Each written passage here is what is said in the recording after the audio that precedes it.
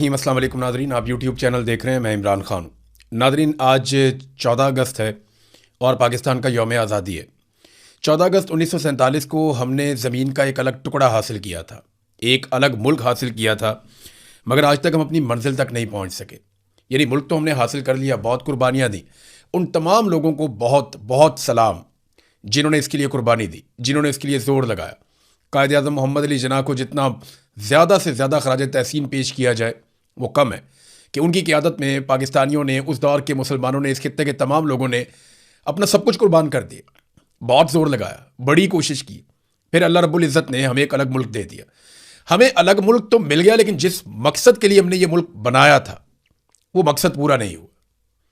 यानी हमें एक ऐसा मुल्क चाहिए था जहां हम अपने तरीके से रहते, जहां हम आज़ादी का सांस लेते, जहां हमारे ऊपर चीज़ें मुसल्लत ना की जाती। लेकिन बदकिस्मती से हम दायरों में घूमते रहे, दायरों में घूमते रहे। अब 8 दहाइयाँ होने वाली हैं, हम दायरों के इस सफ़र से बाहर नहीं आ पा रहे। हमारे पास एक मुल्क है मगर हम हकीकी आज़ादी से महरूम हैं। पाकिस्तान में आने वाले तमाम अवामी रहनुमा या तो इस लड़ाई में मारे गए हकीकी आज़ादी के लिए, या फिर वो सरेंडर कर गए। मगर ये लड़ाई आज भी जारी है और इस बार इस लड़ाई का आलम एक ऐसे शख्स के हाथ में है जो हार मानने को तैयार नहीं है। उसे कैद तन्हाई और सलाखों के पीछे का अकेलापन अभी तक तोड़ नहीं पाया। वो डट कर खड़ा है, लड़ रहा है, मुकाबला कर रहा है, इस उम्मीद पर कि एक दिन हर पाकिस्तानी जागेगा और अपने हिस्से का जोर लगाएगा। मुल्क पर मिलिट्री एस्टैब्लिशमेंट का जो कब्जा है वो एक दिन खत्म हो जाएगा।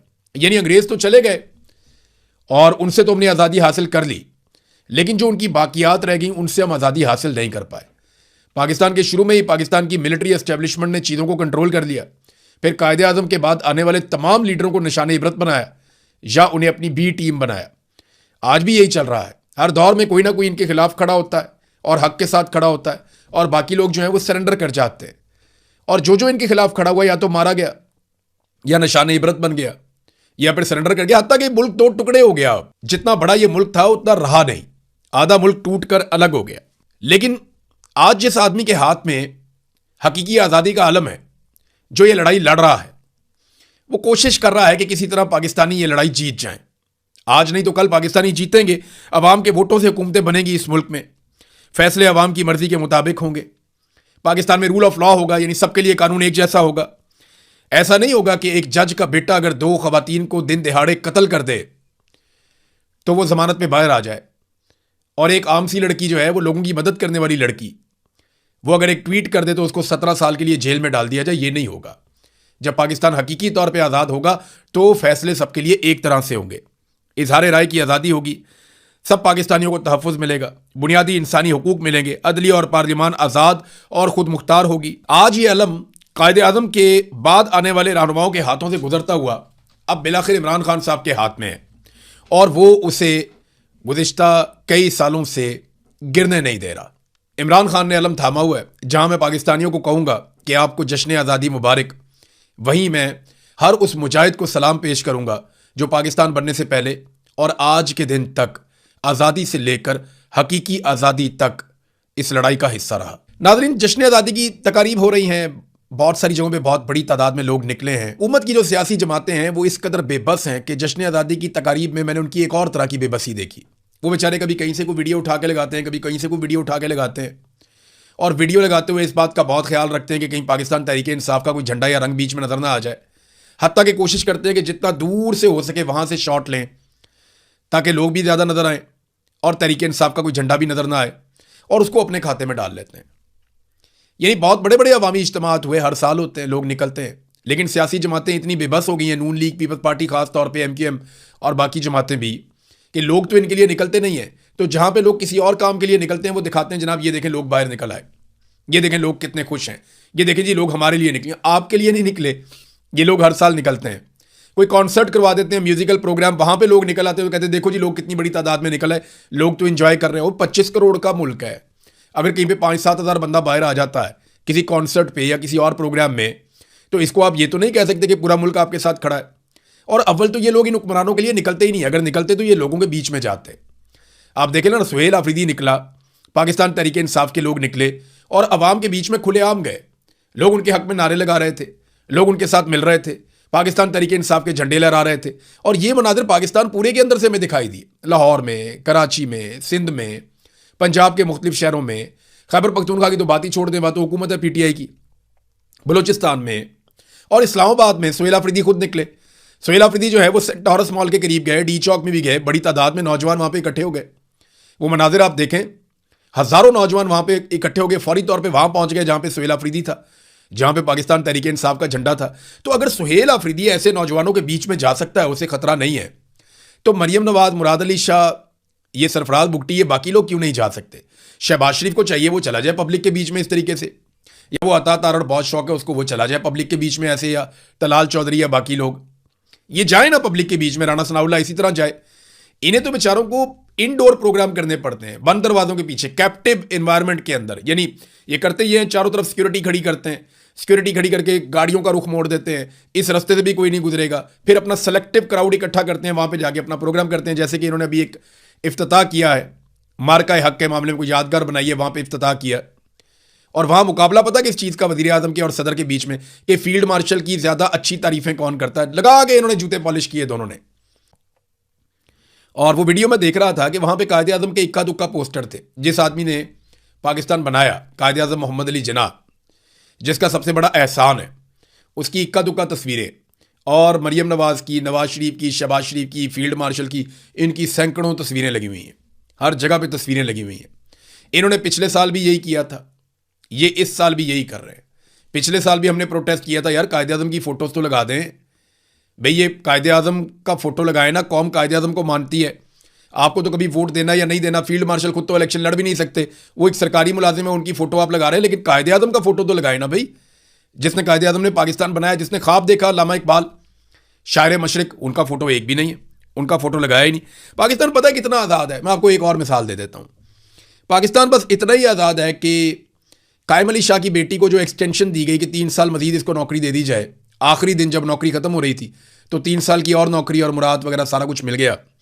तो इस पे जो प्रोफेसर मुतासिर हुए, उन्होंने जो लेटर लिखा, उसमें फील्ड मार्शल को लेटर लिखा। अंदाज़ा करें आप, यानी फील्ड मार्शल का एजुकेशन से क्या लेना, इन मामलात से क्या लेना। लेकिन क्योंकि पाकिस्तान का सारा निज़ाम यह जानता है कि अगर कोई ताकतवर आदमी है जो हर चीज़ को कंट्रोल करता है, जो पाकिस्तान में अन्नदाता बना हुआ है, तो वो पाकिस्तान का आर्मी चीफ होता है। और पाकिस्तान में वज़ीर आज़म से, वज़ीर आला से, सदर से सबसे ज़्यादा इख्तियारात आर्मी चीफ के पास होते हैं। हालांकि वो एक सरकारी मुलाजिम है। सरकारी मुलाजिम के पास जब इतने सारे इख्तियारात आ जाते हैं, इतनी फैसला करने की पावर आ जाती है, तो क्योंकि सरकारी मुलाजिम का एक माइंड सेट होता है कि वो अपनी कुर्सी से बाहर नहीं सोचता, वो अपनी कुर्सी तक उसकी सोच महदूद रहती है, वो वहाँ बैठना चाहता है लंबे अरसे के लिए, तो वो तमाम चीज़ों को अपनी कुर्सी के गिर्द घुमाता है। वो पाकिस्तान का, मुमलिकत का, बाकी चीज़ों का वो बड़े पैमाने पे नहीं सोचता। वो ऐसा नहीं सोचता कि ये करने से ये हो जाएगा, वो उसकी बड़ी महदूद सोच होती है। सरकारी मुलाजिम की सोच कभी भी किसी सियासी रहनुमा से मुकाबला कर ही नहीं सकती। नादरीन, ये एक और चीज़ मैं आपको दिखाता हूँ। ये देखें ना, ये कुछ दावे सामने आ रहे हैं गुज़िश्ता चंद दिनों से, क्योंकि मईशत के बारे में बहुत बड़े बड़े दावे किए हुए थे। ये फील्ड मार्शल का स्टेटमेंट है, और नादरीन ये स्टेटमेंट है 3 साल पहले का, 10 जुलाई 2023 का स्टेटमेंट है। पीर वाले दिन ये छपा था 10 जुलाई 2023 को। खबर ये थी कि 1 साल में मईशत ठीक हो जाएगी, मायूसी की बातें, प्रोपेगेंडा हैं। Army chief Asim Munir. अब सियासतदानों की, हुक्मरानों की मईशत ठीक हो गई होगी, फील्ड मार्शल के लिए तो बहुत अच्छा हालात हैं, यानी उनके तो सारी उंगलियां घी में सर कढ़ाई में, क्योंकि देखें ना, उनको तो मिल गई एक्सटेंशन भी और इस्तिस्ना भी, ताहयात फील्ड मार्शल का ओहदा भी मिल गया, तो उनके लिए तो सब कुछ ठीक हो गया। लेकिन पाकिस्तान की मईशत क्या बेहतर हुई? सवाल ही पैदा नहीं होता, बिल्कुल बेहतर नहीं हुई। हाँ, जजों की मईशत हाल ही में बेहतर हुई है, यानी जो सुप्रीम कोर्ट के जजेज हैं उनकी तनख्वाहों में 4 लाख रुपए तक का इजाफा कर दिया गया है, और जो हाई कोर्ट के जजेज हैं उनकी तनख्वाहों में 1,10,000 रुपए तक का इजाफा कर दिया गया है। मैं तो कहता हूं 10-10 लाख और इजाफा करें, लेकिन खुदा के लिए इंसाफ तो फराम करें ना, लोगों को इंसाफ तो मिले। जजेस इंसाफ दे नहीं रहे, तनख्वाहें बढ़ रही हैं।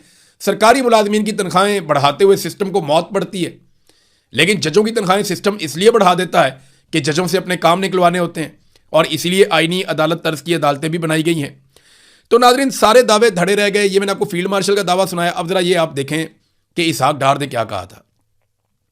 इसहाक डार ने कहा था कि हफ्तों में नहीं, दिनों में, यानी जब इसहाक डार को लाया गया था एयरफोर्स 1 के तैयारे में बिठाकर बड़े प्रोटोकॉल के साथ पाकिस्तान में वापस लाया गया था, मिलिट्री एस्टेब्लिशमेंट लेकर आई थी, तो इसहाक डार ने आकर शाहजेब खान ज़ादा के प्रोग्राम में कहा था कि हफ्तों में नहीं, दिनों में डॉलर 200 रुपए से नीचे आएगा और इस महंगाई में बहुत ज्यादा कमी हो जाएगी।